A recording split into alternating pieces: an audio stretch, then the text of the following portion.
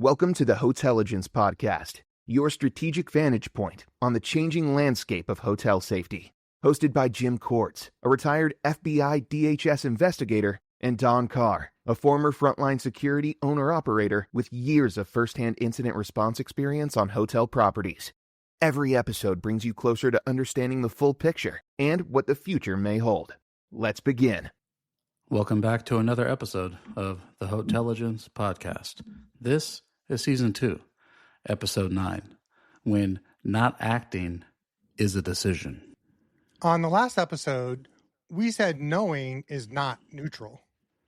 Today, we follow that to its uncomfortable conclusion. If knowing isn't neutral, then doing something about it isn't neutral either. Which puts pressure on a word this season has defended carefully. Right, and that's restraint. So let's talk about the comfort of stillness. So operators who absorb this season have learned to trust holding back. And they should. Restraint protects role. It keeps a property from expanding duty it was never meant to carry. Yeah, but somewhere along the way, restraint and inaction start to feel like the same thing. They aren't. Restraint is a structured choice about where information belongs. Inaction is the absence of a choice. Right. One is a position, and the other is more of a vacuum. Well said. And from the outside, on a quiet night, they can look identical. The difference only surfaces later.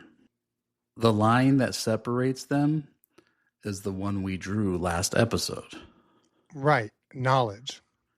Before a property knows, stillness is defensible. There's nothing yet to respond to. After the property knows, stillness changes character. So now the property held something and chose to leave it where it was. And that choice is legitimate sometimes. Holding can be the right call. Right, but it has to be a call, right? So in an investigation, the question is never just what the property did. It's what it decided not to do and whether anyone decided it at all. So inaction by default and inaction by judgment, those are scored very differently. Yes, and here's where the operators get nervous. They hear act and they hear escalate. Right. And those are not the same word. We spent an entire episode on that. Escalation that feels like safety often produces the opposite. Right. And acting can be quiet. It can be routing the information to the role that owns it, or logging the decision, or moving it one layer, not 10. So the point was never to do something dramatic. It was to make the choice visible inside structure. Yeah, and a property that decides to hold and records why has acted. A property that simply never engaged has not.